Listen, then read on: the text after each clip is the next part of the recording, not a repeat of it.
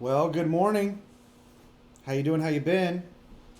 Hope you're having a good day. It is Friday, August 6th. It's 8:18 a.m. Let me go ahead and turn my air conditioner off so that it doesn't come on. This mic is really sensitive. Let me move it a little bit closer. It's really sensitive, so I try to keep the background noise to a minimum while I'm recording using it. Oh my goodness. I have a oh it's on this no it's on this side. I have a blister or something. Um, so what's going on? It's Friday. It's 8:18 a.m. August 6th. I'm not looking for a load today. Well, kind of, yeah, we will be kind of looking for a load today. I booked a load yesterday, and 1 second here.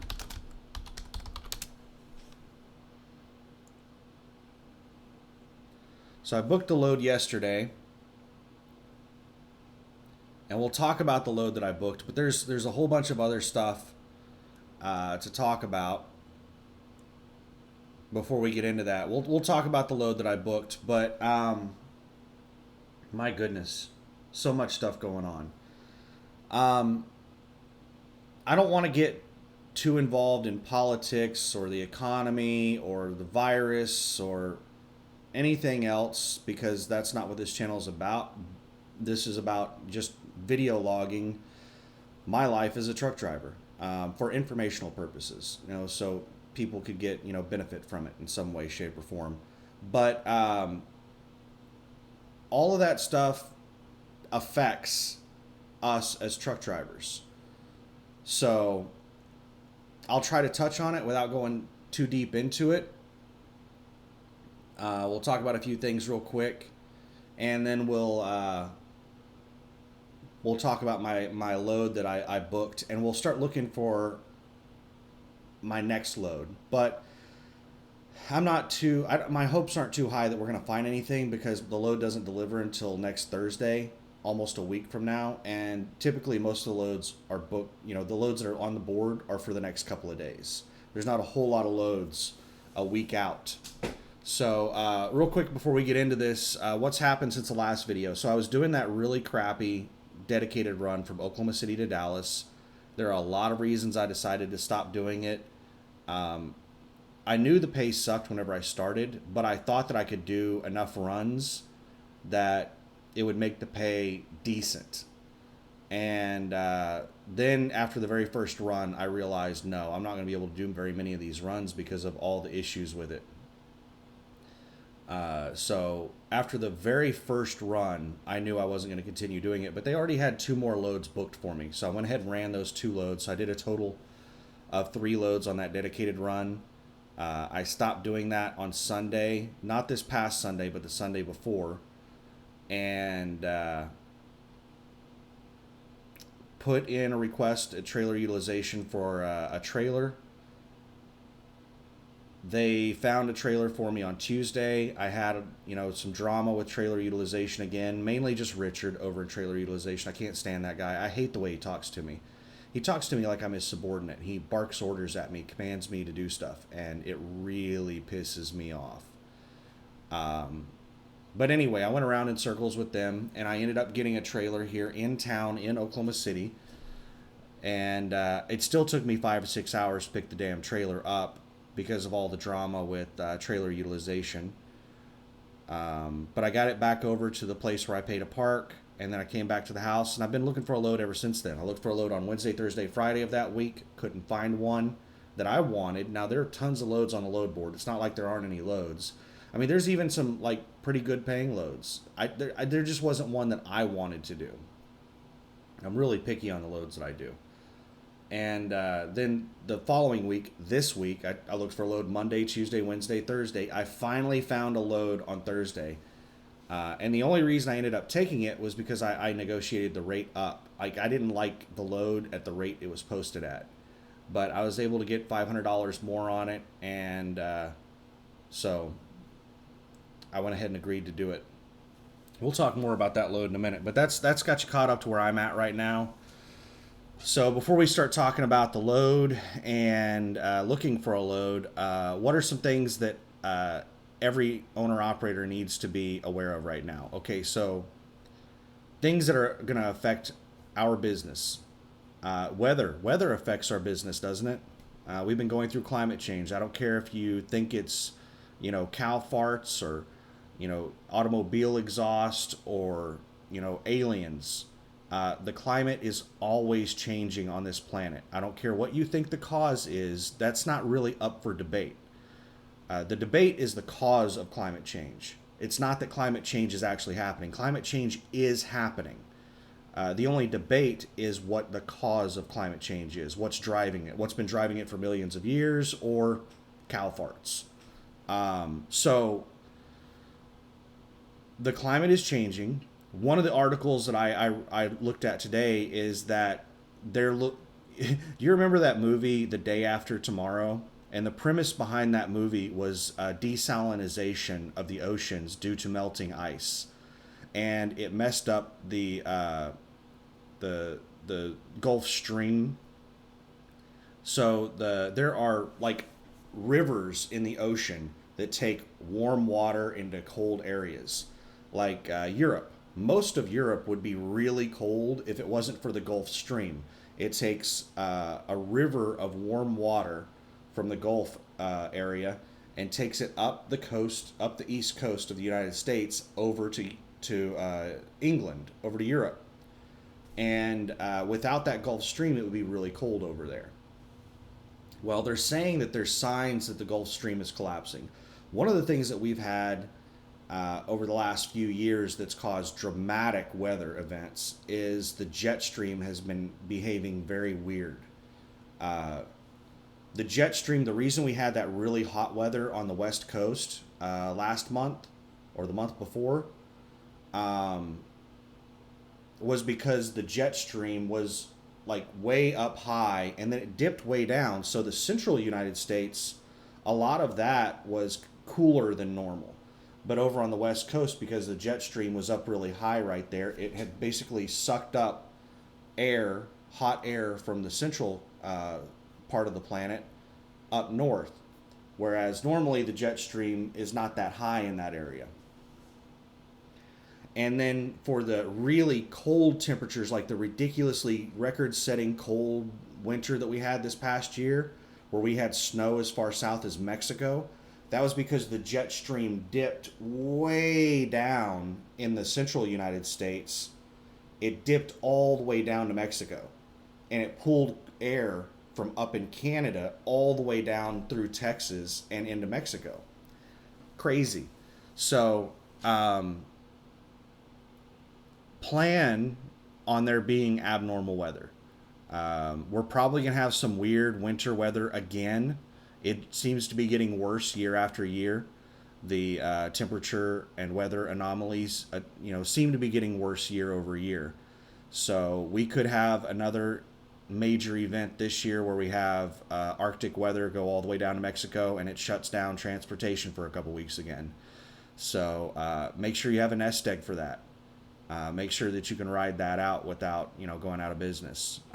We got a whole bunch of things to talk about. I didn't really plan on going that in depth on any of these topics, so I'll try to just hit the highlights on the rest of them. AB 5 and the PRO Act. If you are not aware of what AB 5 is and you're an owner-operator, you really need to figure it out. If you are thinking about becoming an owner-operator and you don't know what in the hell AB 5 or the PRO Act are, you need to figure out what in the hell is going on. You need to read up on that stuff. AB 5 still exists. It did not get shut down. It got paused while they figure it out and make sure it's legal in the court system. They've lost every case against AB 5 up to this point. They have one last chance with the Supreme Court. They are going before the Supreme Court in the near future. If they lose in the Supreme Court, AB 5 is going to go into effect. A lot of people don't realize that AB 5 affects more than just California. Now, AB 5 does just affect California. Let's put it that way. When AB 5 gets enacted, if it gets passed at the Supreme Court, if they say it's legal, it's going to shut down all independent contractors, truck drivers, and all independent contractor truck drivers in California are just going to cease to exist overnight. I don't know how many hundreds of thousands of drivers that is, but or maybe not hundreds of thousands, maybe tens of thousands. I don't know how many drivers that is. But the reason that it affects more than just California is because there are several states that have their own version of AB5. They're just waiting to push through. They're waiting to see what the legal outcome is of AB5 in California. If AB5 wins at the Supreme Court, then lots of other states are going to implement their own version of AB5. Why are they doing it? Taxation. Now, I know that there's a lot of naive, gullible morons in this world, and they believe the shit that the politician tells them, like, oh, we're passing this to make it, give you a better life, to give you employment benefits, to do this, to do that. That has nothing to do with why they're doing AB5. They're pushing through AB5 because each state has looked at the numbers and they think that they're going to make billions more in tax revenue if they move all these people from independent contractors to employees. Because as independent contractors, they're able to itemize write-offs and they're writing off lots of taxes. If they move them over to an employee status, they won't be able to do all those write-offs, and they're expecting to have tons of tax revenue. And a lot of these states are desperate for money right now, so they're trying to push through all kinds of tax measures that they can. I don't want to touch any more on that because I know a lot of people are fucking idiots and they have belief systems that are just idiotic. So I don't want to offend any of you morons, but that's all I want to dig into that. I don't want to get too political. I don't want to get too deep into a belief system because there are a lot of idiots that believe dumb shit. So if you don't know anything about AB5, you need to go figure out what in the hell is going on with AB5 because it could shut down all independent contractors. It affects anyone that's leased to another carrier. So it doesn't matter if you're leased to a mega carrier or you're leased to your dad. Your dad's got his own authority and you're just leased under him. You're not going to be able to do that anymore. If AB5 if every state enacts their own version of AB5, or if they pass a version like the PRO Act at a national level, you won't be able to do that anymore. Here's the main disqualifier for that. If the person or entity that you are leased to or you're contracted to is in the same business that your business is in, so you're a truck driver, so you work in the trucking industry. If the person you're contracted to or the business you're contracted to also works in the trucking industry, they work in transportation, then you're not an independent contractor. You have to be an employee.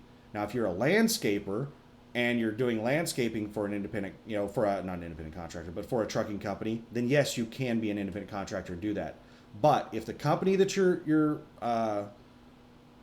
leasing onto is in the same business that you are doing, if you're performing the same business function that is their primary business function, then you have to be an employee. You can't be an independent contractor. And that's pretty much every trucking company. You can't run under somebody else's authority. So there's going to be a mad dash for people getting their own authority. So that's one of the many reasons that I have decided to get my own authority. And I plan to have my own authority within the next 2 years. And if, things start happening faster than I anticipate, then I'll bump up my schedule of getting my own authority.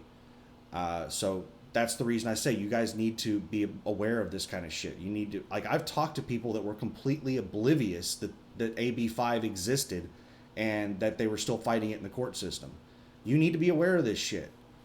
What else? The infrastructure bill. They're trying to pass through $1 trillion infrastructure bill right now, and politicians have stuck in all kinds of bullshit into the bill. One of the things that's in the bill is they're going to force all new cars to have some type of blood alcohol test in them. So there's going to be a 3-year what's the term for it? I don't know. You know what I mean. They're going to get 3 years to get into compliance. So once the infrastructure bill passes, auto manufacturers will have 3 years to get in compliance with it, and you must have some form of reliable system that tests blood alcohol level. For anybody who doesn't know, if you get a DUI, one of the things the courts can do to you is they can force you to put a breathalyzer in your car. And what you have to do is you have to lean over and blow into this thing, and then it'll unlock your ignition if you don't have blood alcohol in your breath, or if you don't have alcohol in your breath.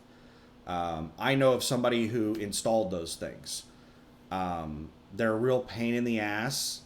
They are a massive pain in the ass. There's lots of issues with them. They're a huge pain in the ass. But anyway, that's something that they're sneaking into this infrastructure bill. And I don't know what kind of test it's going to be in the cars, but it doesn't say that it's checking your breath. It says it's checking your blood. I don't know how they're going to test your blood for alcohol content. Like they're going to prick your finger to start your car or something. This is some of the ridiculous shit that they're sneaking in the infrastructure bill. What else? Viruses and lockdowns. So, man, I could talk for hours on this, but so we have the Wuhan virus, the original virus that started in Wuhan, China. The variant that they're talking about right now, the latest mutation, is the Delta variant that started in India. They discovered it in December. That's the one that's sweeping the globe right now. It's twice as transmissible as the original Wuhan virus. That's the reason it's, like wildfire. They can't contain it. It is way too... The original virus was incredibly transmissible.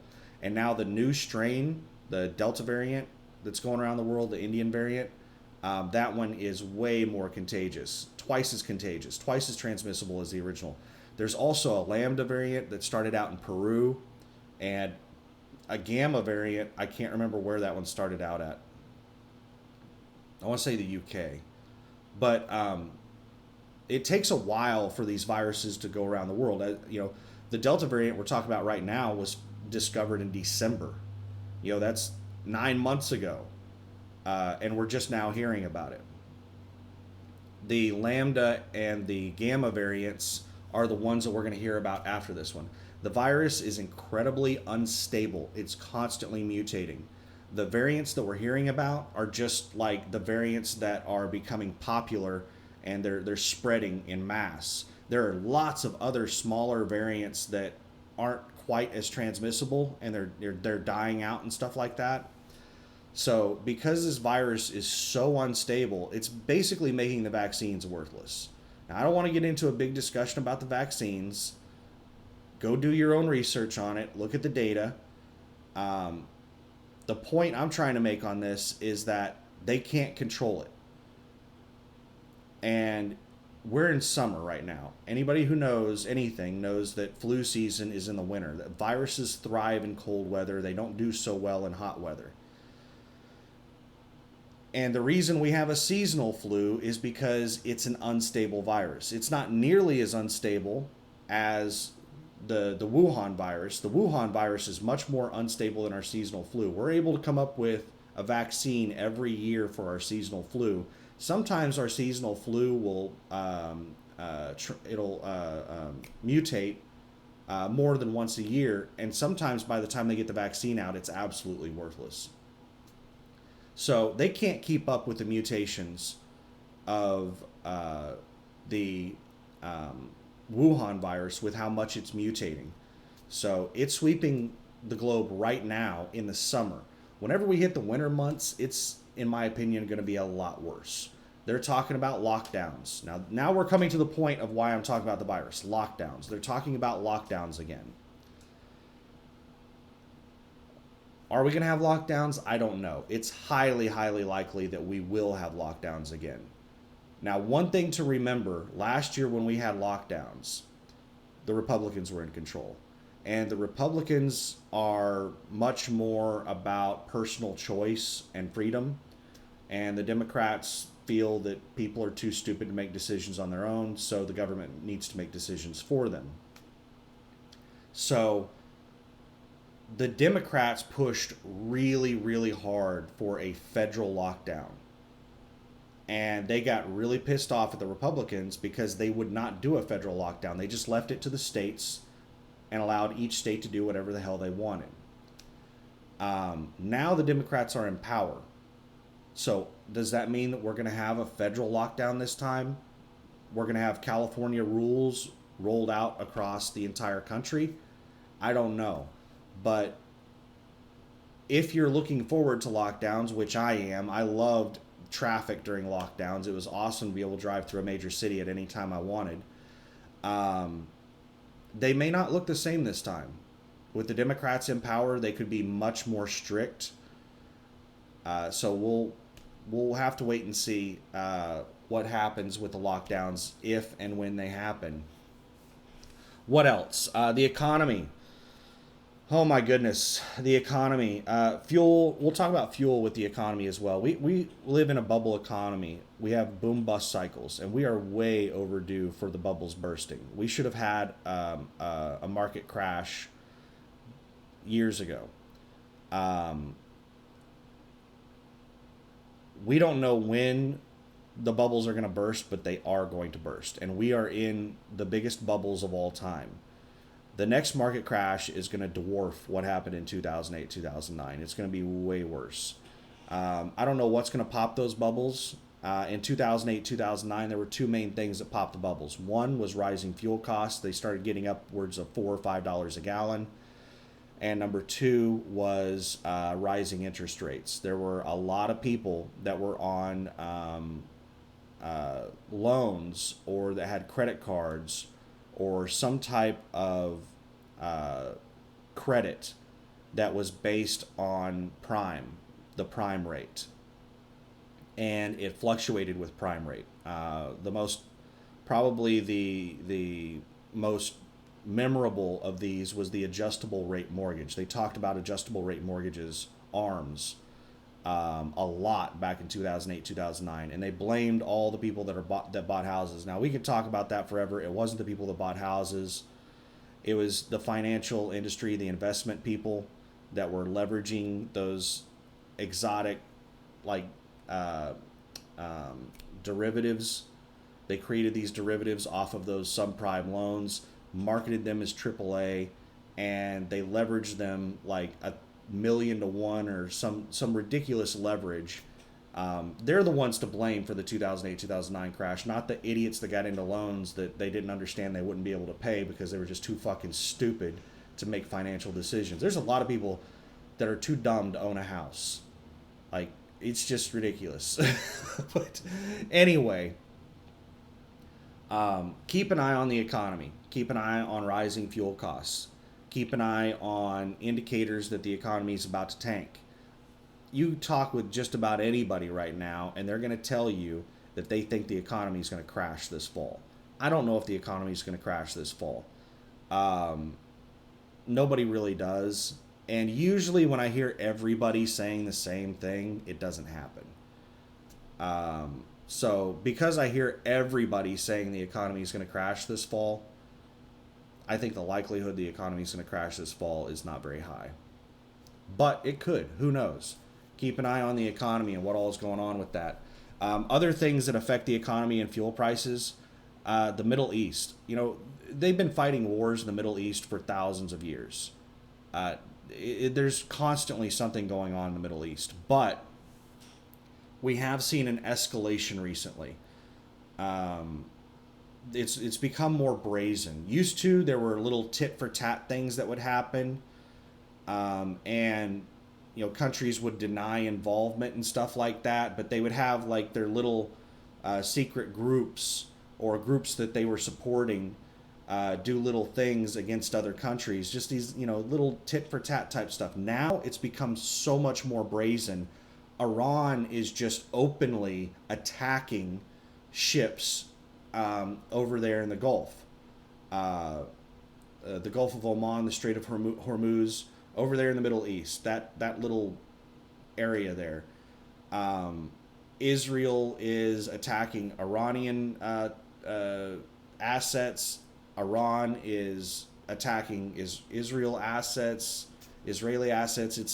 It's the tit for tat is going up, and the type of things that are happening are increasing.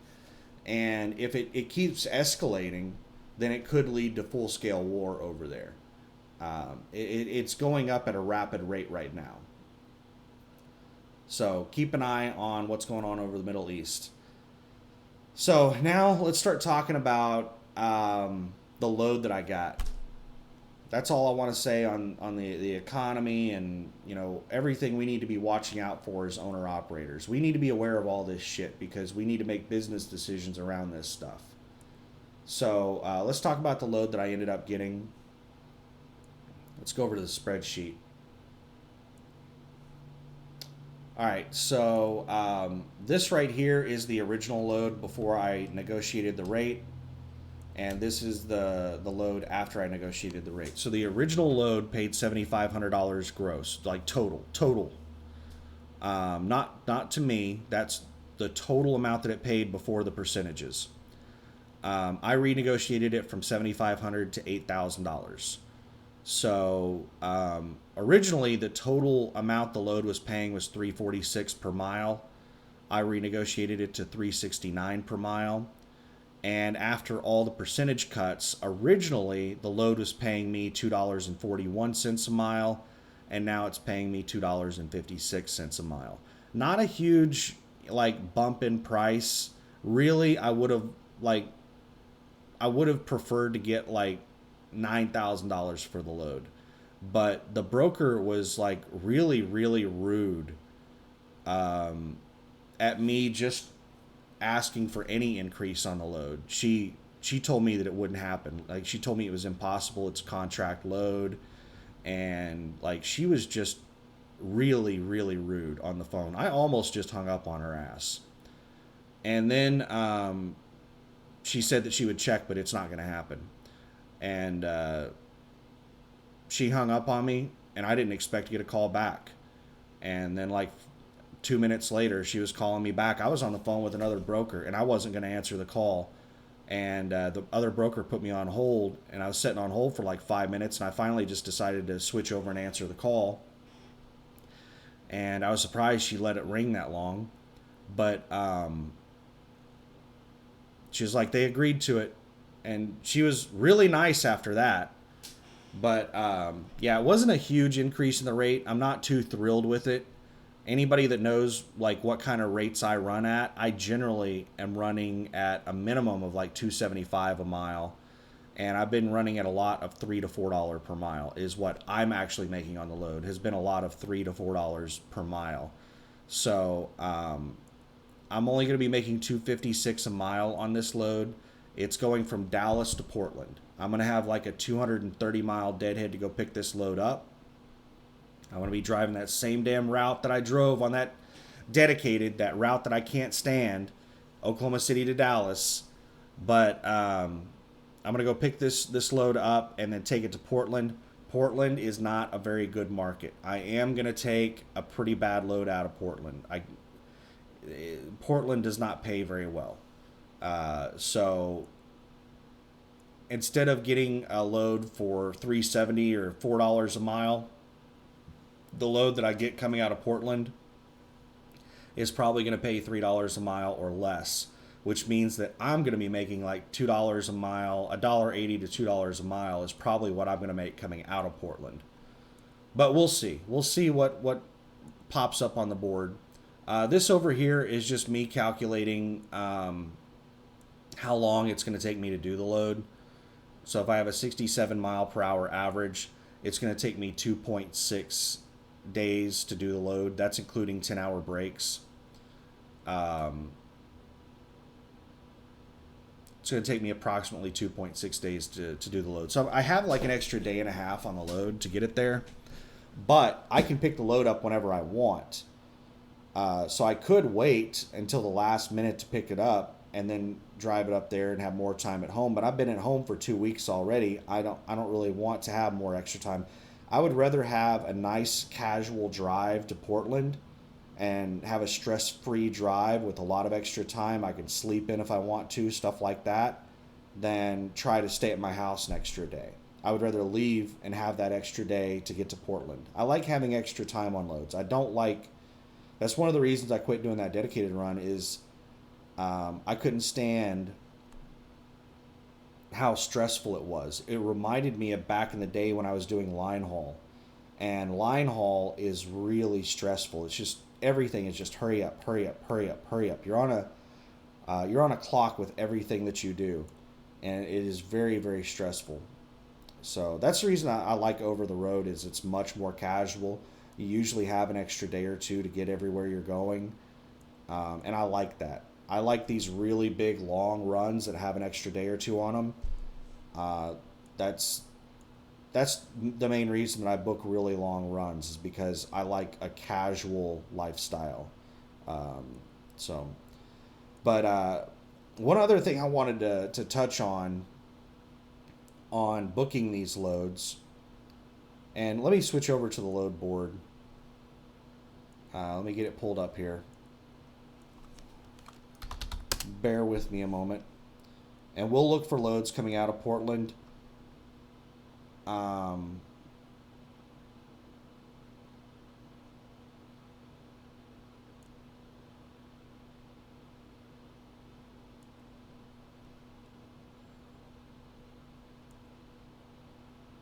Uno momento. Give me a minute to. All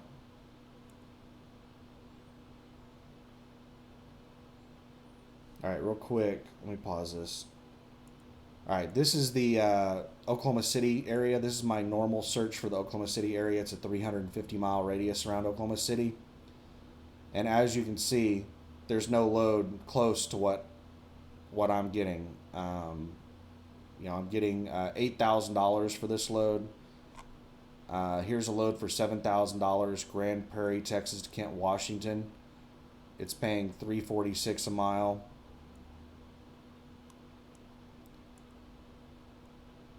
Oh, come on.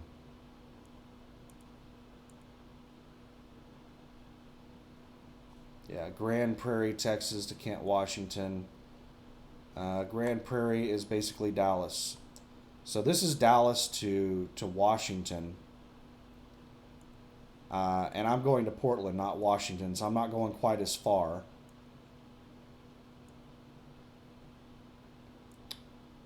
Even though they have the mileage at pretty much exactly the same as the mileage that I'm going.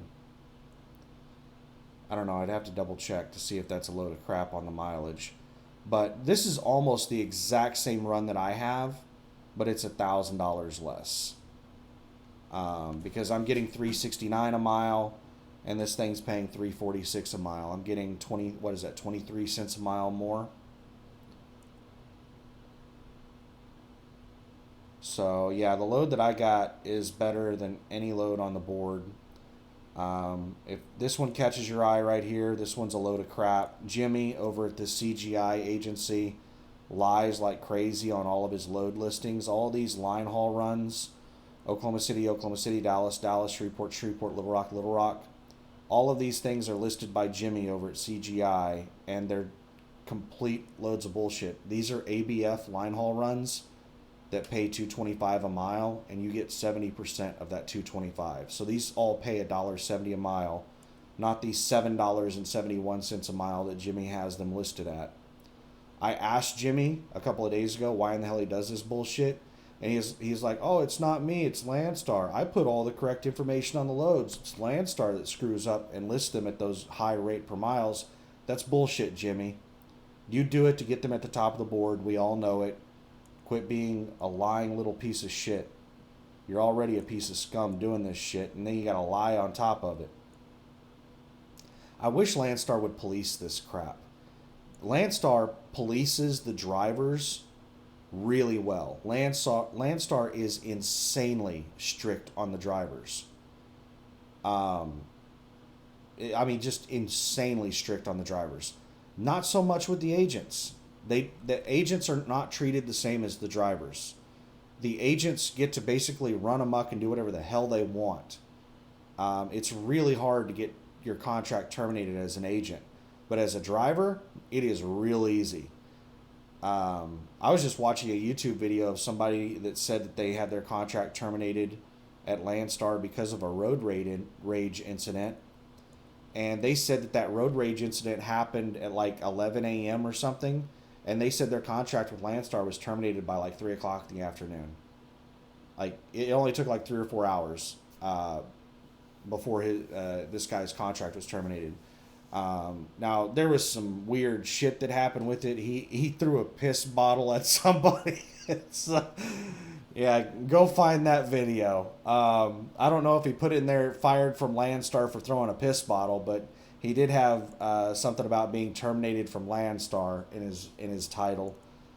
I can't remember his channel name. It's not somebody I subscribe to, but it was kind of funny to listen to the video. Apparently, it was two trucks that were passing each other and then getting in front of one another and then slowing down, and she flipped him off, and that like put him up on another level. And then the next time that he passed her, whenever she started passing him, he threw his piss bottle at her, and she called the cops on him. And oh my goodness, yeah, it was. I feel bad for the guy. You know, it sucks that happened. Apparently, he's doing okay. He said he's not making anywhere near the money he was at Landstar. He's driving for one of those Russian companies that pays like, I don't know, you get like 85% or 75% or whatever, and basically you're just using their authority. And I think you're having to rent your own trailer and do everything. But anyway, he said he's not making anywhere near the money he was at Landstar, even though he's getting a much higher percentage now. But yeah, those I felt bad for him, but at the same time, it was like it was funny to hear because of how ridiculous it was. Like, are you like every time he was sitting there describing throwing his piss bottle at this truck driver, I'm it for some reason I just kept imagining Donkey Kong, and there's this semi truck trying to make its way up, and he's up there chunking piss bottles. So, anyway, it just like visually that's all I could see whenever he was telling the story of chunking his piss bottle at this driver that was trying to pass him. It was like something out of Mario Kart or something whenever they're throwing the banana, you know. Oh, I don't know. It's like it was funny to listen to the video, but I feel bad for him. But anyway, okay, so we're just looking at Oklahoma City.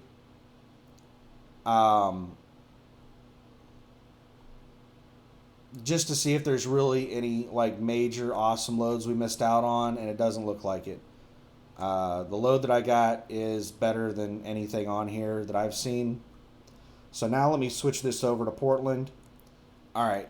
Now, because I know Portland is a really shitty market, I had to drop my search from, I had it set at what, $3.30 per mile and a minimum of $4,000. And I dropped it down to $2.50 a mile and $2,000. And I have 127 results. I think that's fewer results than I had in Oklahoma City at almost twice the. Whoa. So yeah, the loads coming out of here suck ass.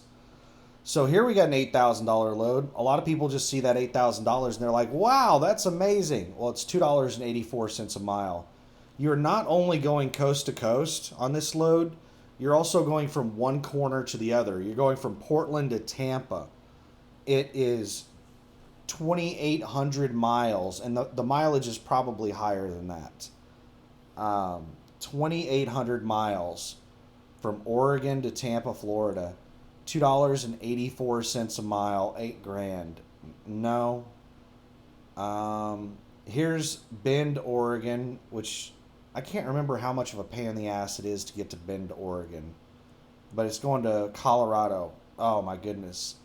This is a terrible load. Loads going into Colorado generally pay $5 a mile.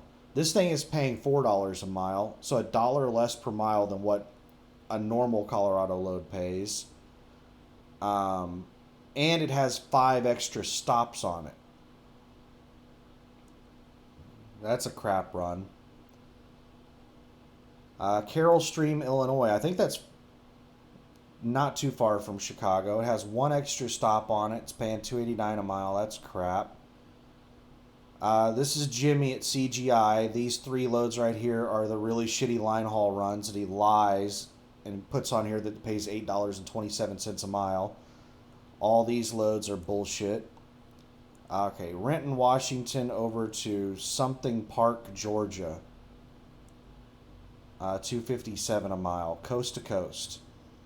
Man, these are really bad runs. All right, here's one 338 a mile. Where's this going? Staten, Oregon to Newton, Iowa. I would probably take this run right here. 338 a mile is a pretty decent rate per mile coming out of Oregon. Let's check the details, see if there's any drama. They don't have any additional information on these loads.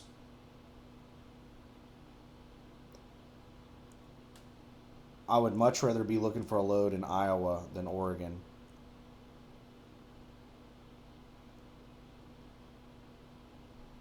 So those are a couple of decent loads. Here's Grants Pass, Oregon to Snowflake, Arizona. Has 5 extra stops on it, paying $3.90 a mile. I'd have to look and see. I don't really want to deal with that many stops for that kind of money. Prineville, Oregon is out in the middle of nowhere, and they're only paying $2.77 a mile to go to Chicago for that load. I don't want to drive out to Prineville. Let me show you where in the hell Prineville's at. I've looked at Prineville loads before, and I'm like, man, I don't want to drive out in the middle of nowhere. This is where Prineville's at, out in the middle of no damn where.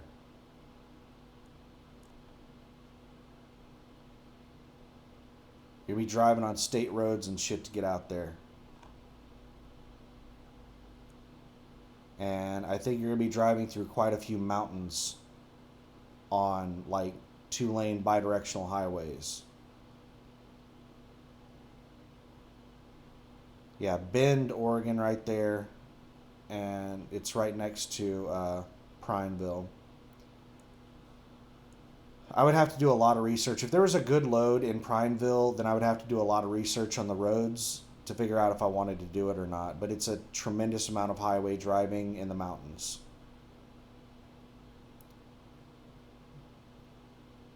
Alright, what else we got here? Bunch of really low rate per mile. Here's Olathe, Kansas. That's basically Kansas City. $3 a mile.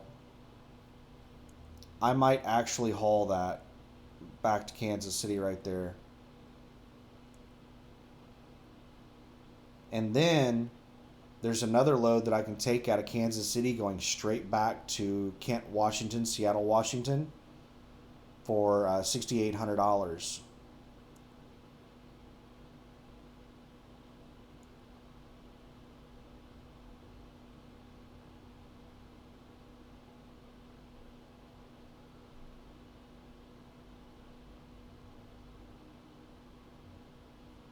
There's Billings, Montana for $4 a mile.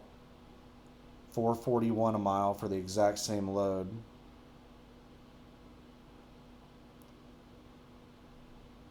$26 stops. What kind of nonsense is this? Staten, Oregon to Staten, Oregon. 26 stops. Over 6 days, and they're only paying you $4,500. This is insane. Who is the idiot that posted this crap? We only get 65% of that. So they want us to work for an entire week doing 26 stops. You are going to be working your ass off for this week. And you're going to make 4,500 times 0.65. $3,000. You're going to make $3,000 gross to the truck for a week of working your ass off. This is such a bad load. I cannot believe they think that there might be somebody stupid enough to haul that. There probably will be somebody stupid enough to haul that load. This one's going back to Oklahoma. Lewiston, Idaho to Duncan, Oklahoma. $2.61 a mile. No, they don't want to mess with that. But yeah, this is basically what the Portland area, the Seattle area is like. There's actually quite a few loads, but they just don't pay very well.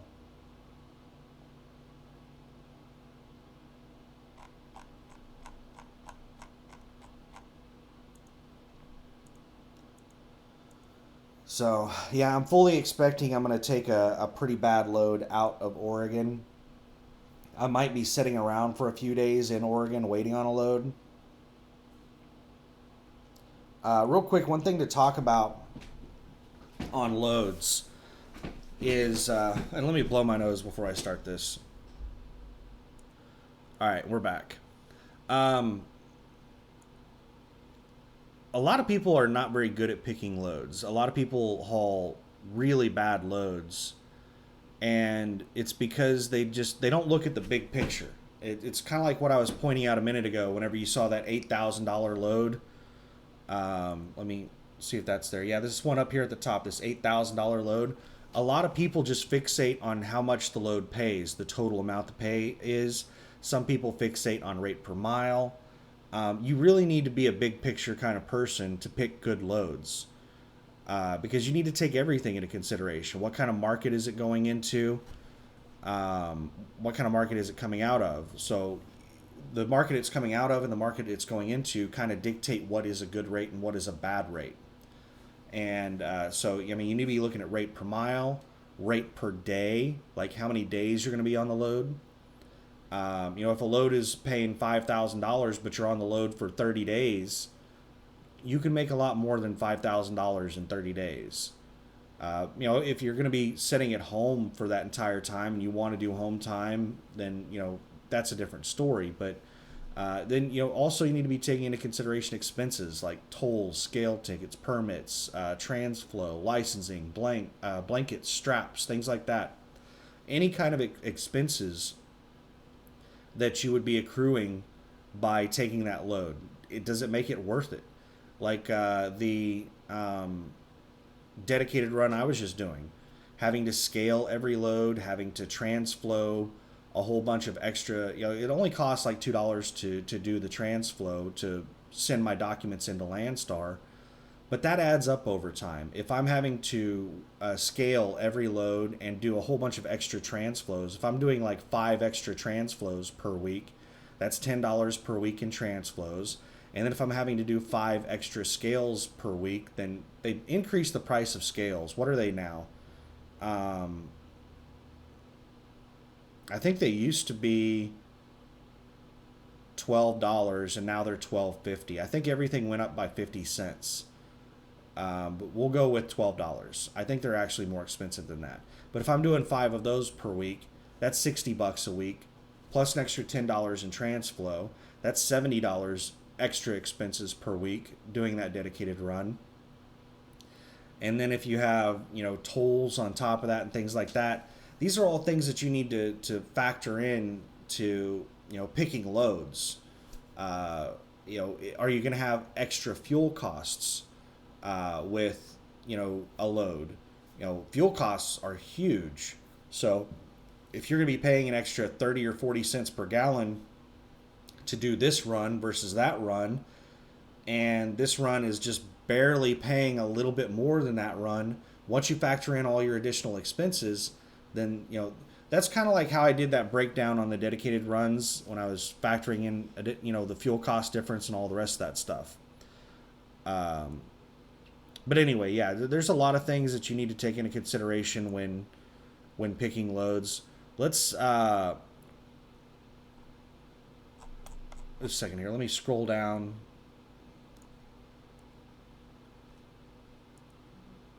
Nothing new. Let's check out fuel. Let me pause this and switch over to the fuel page. All right. So let me show you the route that I'm going to take, and then we'll start trying to fuel plan this route. Right now, I have about a half a tank. So I have plenty of fuel to get me from Oklahoma City down to Dallas, Terrell, Texas, where I'm picking this load up. This is the exact address where I'm picking this load up. And this is not quite the route that I'm going to take. I'm actually going to go down here. Instead of driving right through the middle of town, I'm going to go down here to get there. But hop on the 20. So I'm going to go from my house, and I have enough fuel to get down here, drive down from Oklahoma City to Dallas, and then drive. Let me show you in case you don't know where in the hell we're at. I'm up here in Oklahoma City. I'm going to drive down 35, go over here to Terrell, Texas, pick the load up, and then when I leave, I'm going to take the 20, and just on the other side of Interstate 45 right here is the TA on Bonneview. And the TA on Bonneview and the Flying J across the street from it typically have the same fuel prices, and they fight to get the lowest fuel price. So this is typically the cheapest fuel you can get in the Dallas area. And so I'm going to stop at the TA right here. Right now, I just checked it with my discount. It's like $2.54 or $2.53 a gallon. Let me double check it.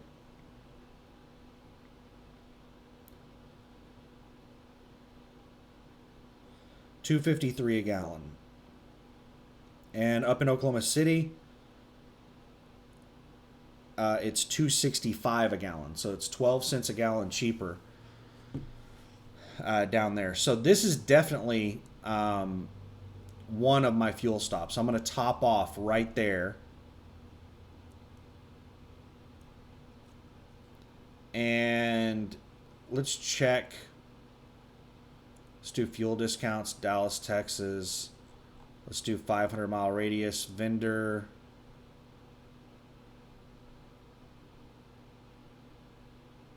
I wish I could pick multiple.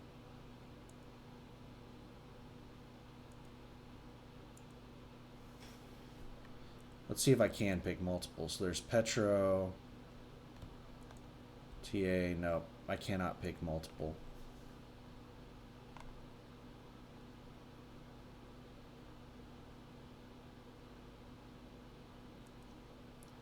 Let's search Petro first.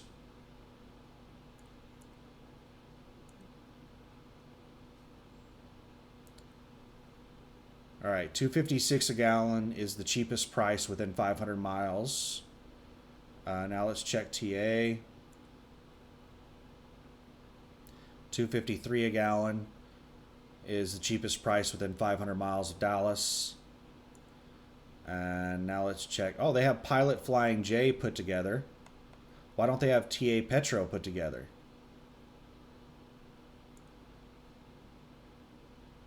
$2.54 a gallon. So the place across the street, this is on Bonneview. This is the Flying J on Bonneview on the other side of the interstate. So it's 1 cent a gallon more expensive than the TA. They're usually the exact same price after discounts. Now let's check out Love's. Love's is never really competitive. $2.68 a gallon is the cheapest that I can get fuel at Love's within 500 miles of Dallas. So it's not competitive with the discounts that I get at TA Petro or Pilot Flying J. Now, the way that I've talked about this before, the way that these truck stops work as far as fuel prices go is Love's typically has the cheapest pump price and the worst discounts.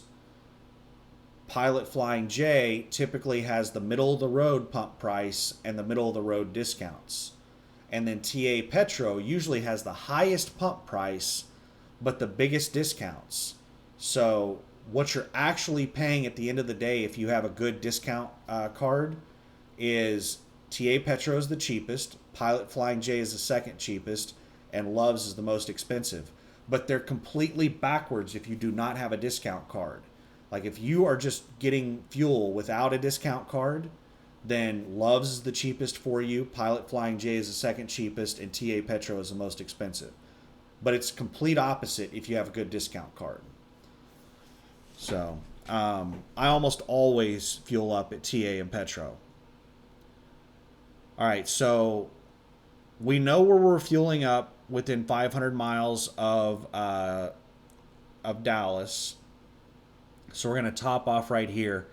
I need one more place to fuel up because this is like a 2,100 mile trip. I can only get about 1,400 miles to a tank. So I am going to have to get fuel somewhere. Now, Colorado has expensive fuel. Utah has expensive fuel. Idaho has fairly expensive fuel. Once I make it into Oregon, I should be all right. So let's check Boise, Idaho.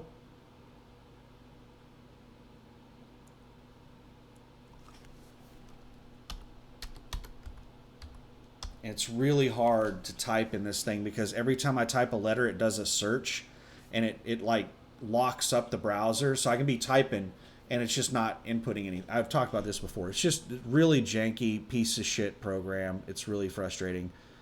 All right. So, all right. Petro. Wow. 310 a gallon at Medford, Oregon.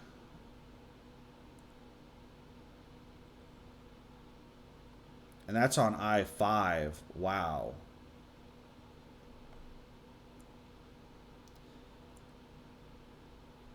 Holy crap. Troutdale, Oregon is $2.93 a gallon. That's crazy. This is usually one of the cheapest places you can get fuel in the country. And it's 40 cents a gallon more expensive.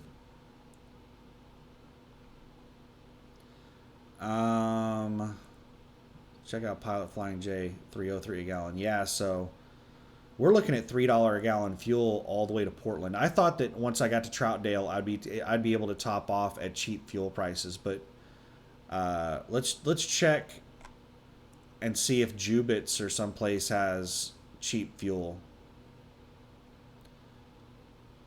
Nope. Right here's Jubitz, $2.95 a gallon. Jubitz is usually one of the cheapest places you can get fuel in the Portland area. It's a really popular truck stop in Portland.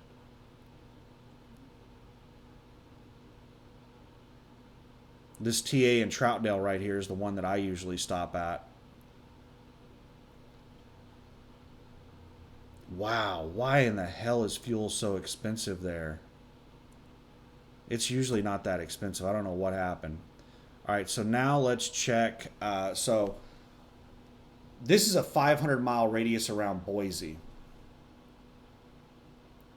Just a second here. Let's shorten this up to 150 miles around Boise. Ontario, Oregon, LeGrand, Oregon, Oregon, Bliss, Idaho, Twin Falls, Idaho. Wow, wow, wow, wow.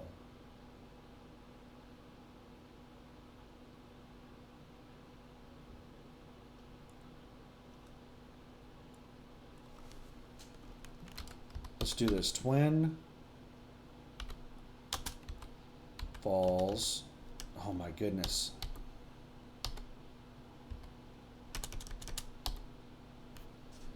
You have to figure out whatever acronym they're using. Let's do 100 miles around Twin Falls.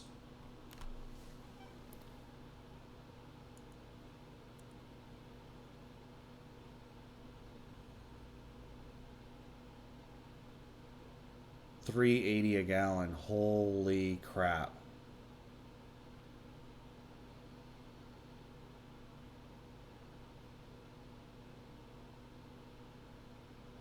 Let's bump it up to 150.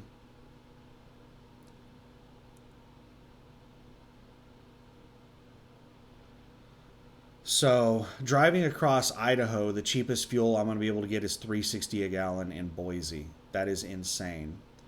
Most likely, the cheapest fuel I'm going to be able to get is on this route. After I leave Texas, what I'll probably end up doing is I'll top off in Wyoming. So let's check Fort Bridger, Wyoming.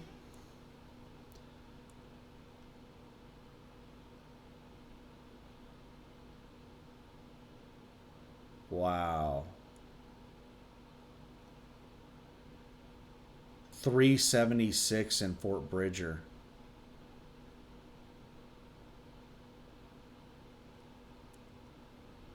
Jesus.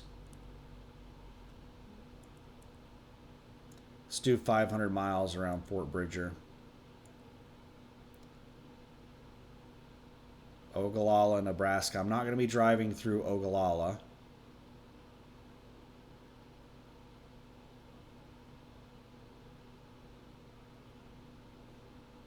Albuquerque, New Mexico. I'm not going to be driving through Albuquerque.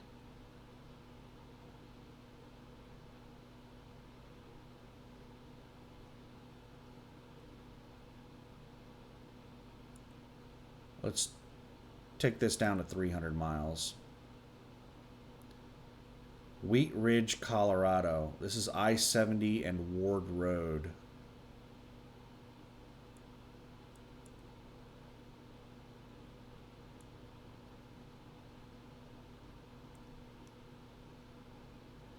I could take a route that puts me on I-70.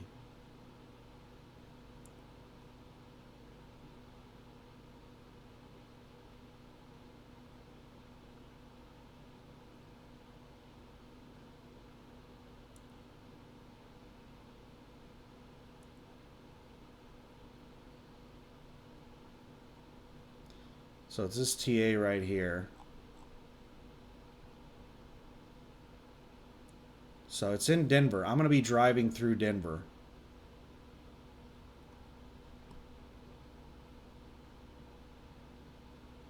I could swing over.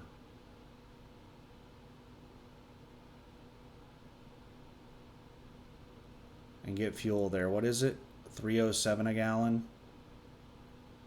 I can go out a route 10 miles to get fuel 60 cents a gallon cheaper.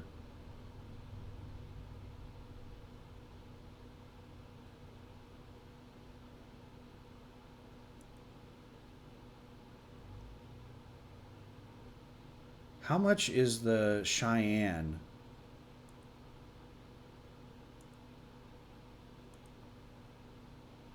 Laramie's 354.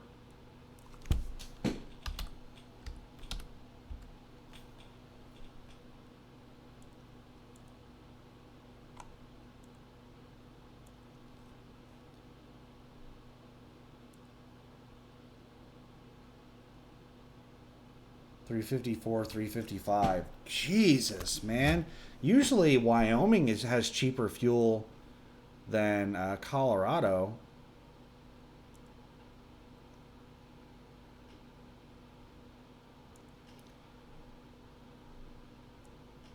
All right, so we're looking at 360 a gallon. Okay, once I get into Oregon, I can get fuel for $3 a gallon.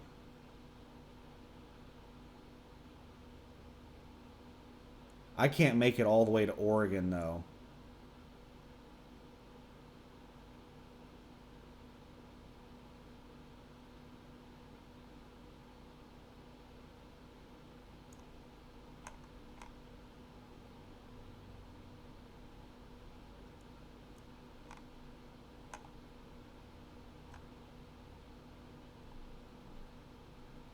Let's check something out here.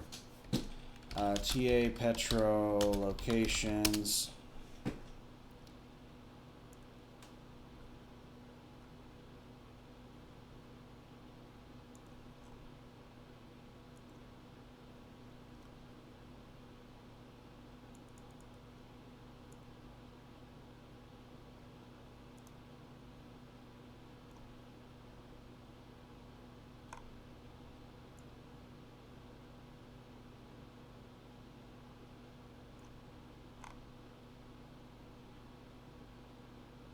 Walsenburg, Colorado.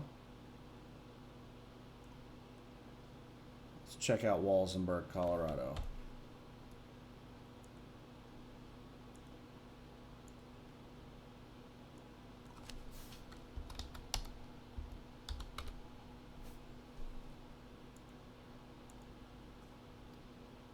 $3.65 a gallon.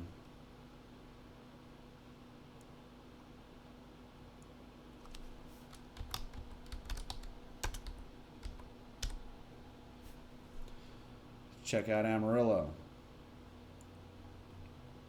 $2.73 a gallon.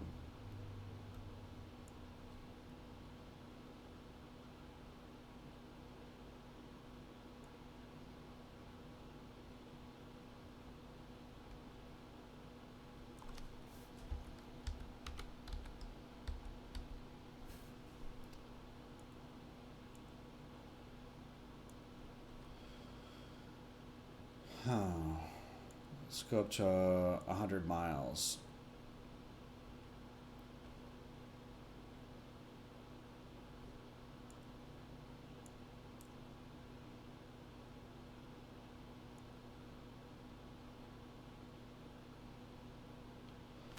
Johnson's Corner. What town is this in? Petro Johnson's Corner. Is Johnson's Corner the actual town? This is the reason I go full screen, is because this map is so janky to use when you're not full screen.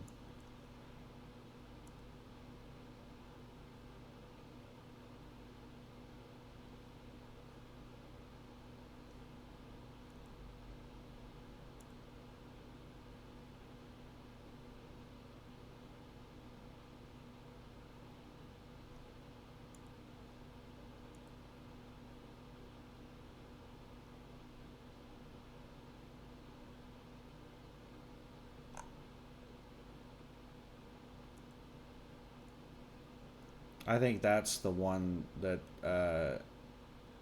Johnson's Corner. I think that's the Johnstown one. 361 a gallon.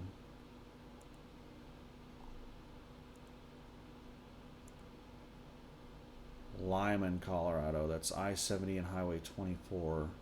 Lyman is way out east of Denver.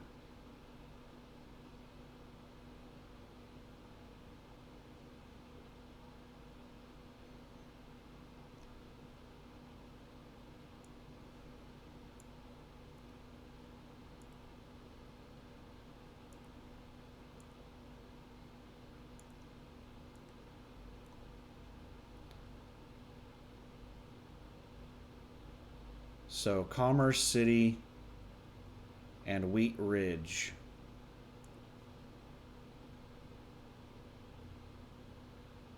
They're the exact same price. So I can go to either one of those.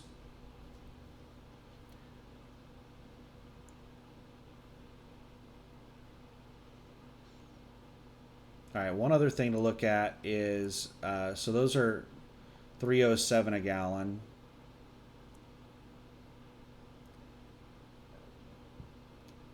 Let's check out, is there anything right across the border into Oregon?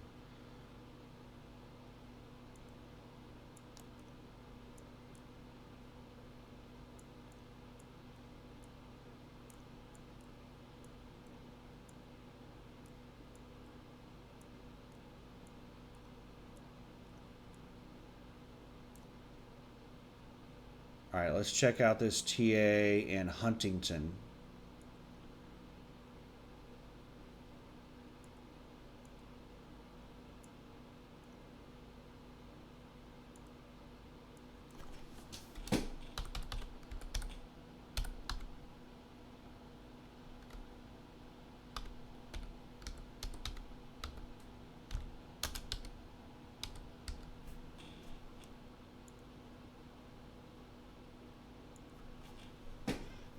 $3.20 a gallon.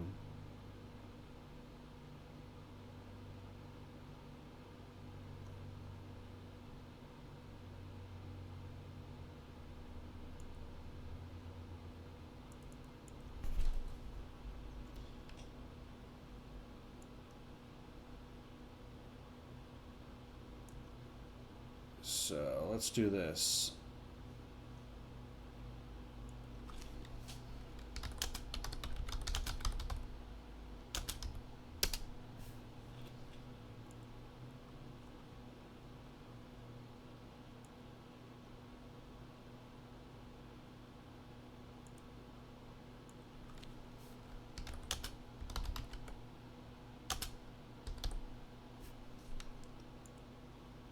So the TA, from the TA in off Bonneview to the TA in Wheat Ridge is 800 miles. And then to a lot in Oregon, 2,071 miles. So that's going to be 1,200 miles. So topping off in Denver, is going to put me about 1,200 miles. So I'll get to the TA in Troutdale and top off again for what, 290 something a gallon. Wow, that's really expensive fuel.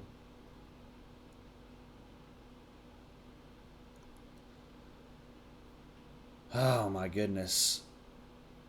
Troutdale, Oregon is usually some of the cheapest fuel you can get in the country. Not so much anymore. But that's my fuel route. I'll top off in at the TA off Bonnie View in South Dallas. Then I'll top off at the TA in Denver. And then I'll top off at the TA in Troutdale.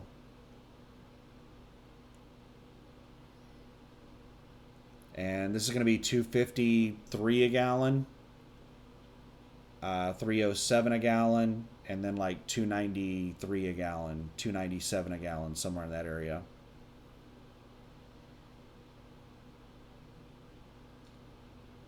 Wow, that's some expensive fuel.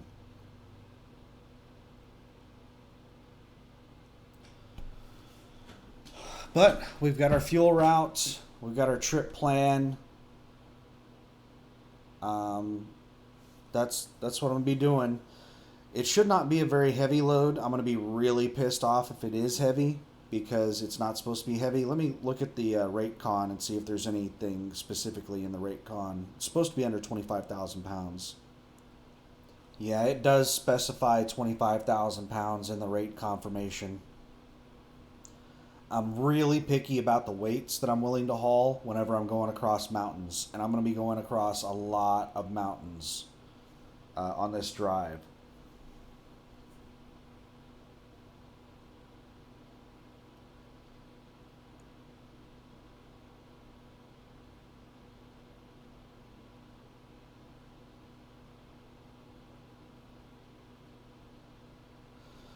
Yeah, it's going to be a fun drive.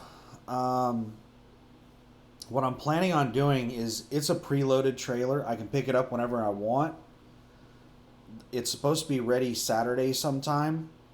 So I'm planning on leaving my house Saturday evening, probably around 8 p.m. or so. I'll get down to Dallas to pick the trailer up around midnight. And then take off out of Dallas and start making my way. Um, I don't know where I'm going to stop for the night. That's something I'll figure out Saturday night. I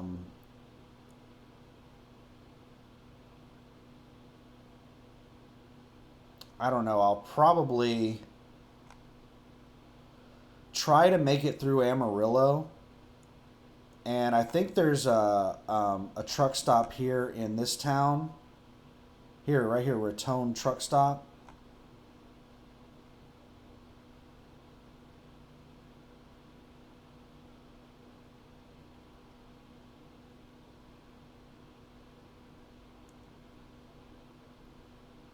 Let's add that stop right there. And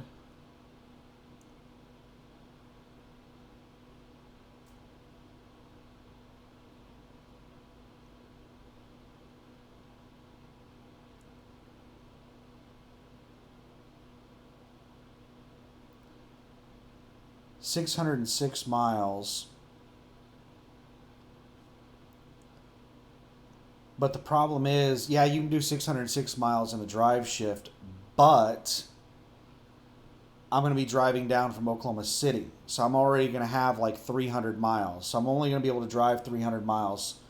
So I'm going to have to be stopping somewhere in this area.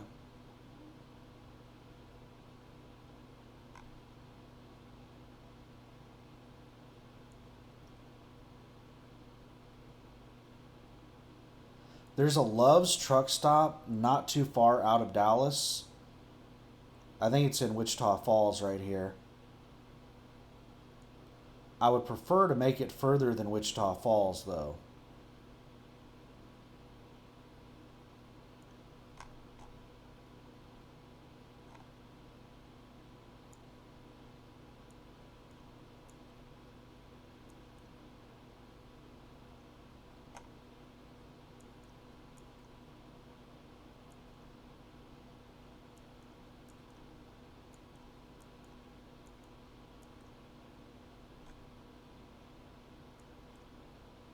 And it does not have to be a truck stop.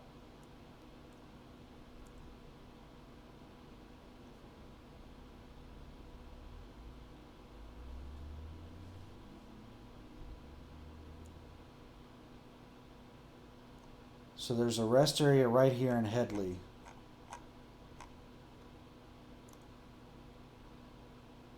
Ooh, that's nice.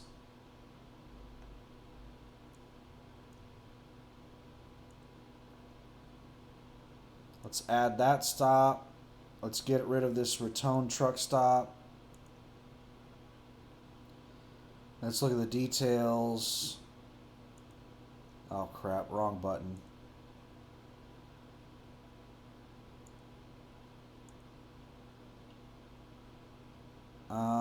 Details. Take out 635, 380, blah, blah, blah. So 320 miles. 320 plus the 230 that I'm going to be driving. That's like 550 miles. That'll work out perfect. That will work out perfect. So I'll stop at that rest area there in Headley, Texas.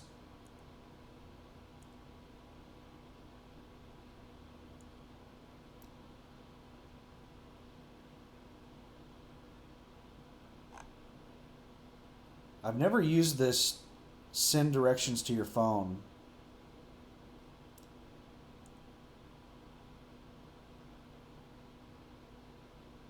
That was some personal info it popped up with right there. It had my phone number blocked out, but and it had my my email that I use for my YouTube channel. So nothing too terribly personal. But let me pause this while I look at that again.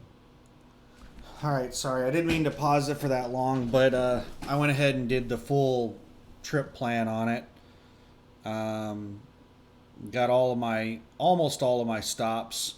I don't typically whenever I do a trip plan, I am basically trip planning two things. One is my route from, where I'm at to my final destination. I trip plan out the entire route. And then I trip plan out my fuel stops. Those are the only two things I typically trip plan.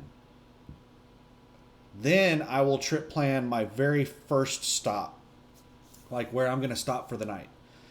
And where I'm going to stop at the end of each drive shift, I typically do that on a per drive shift basis. I don't plan out all of my breaks in advance.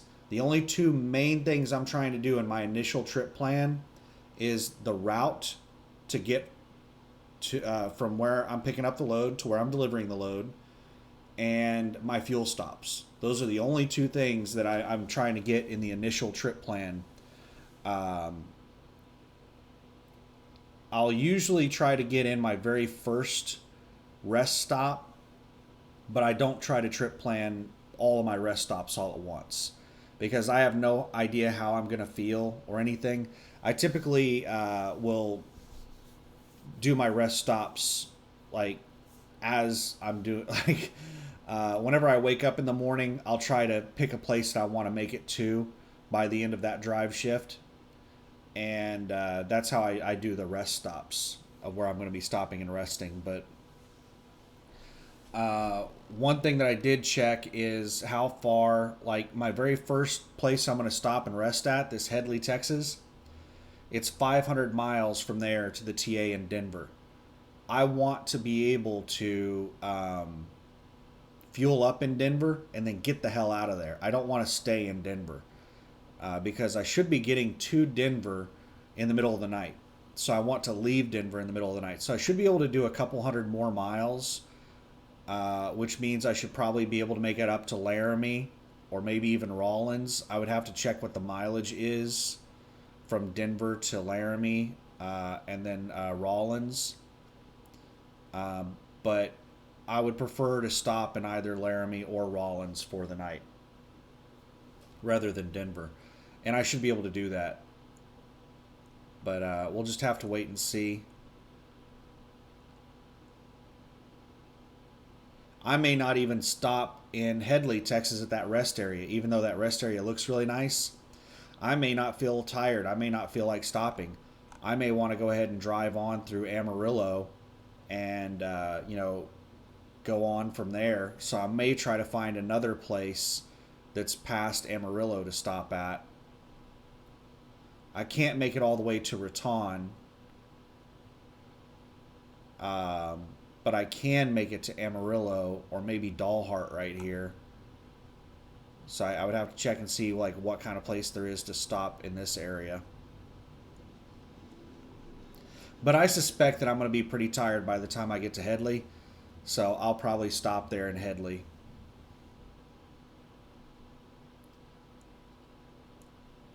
But yeah, that's my route that I'm going to take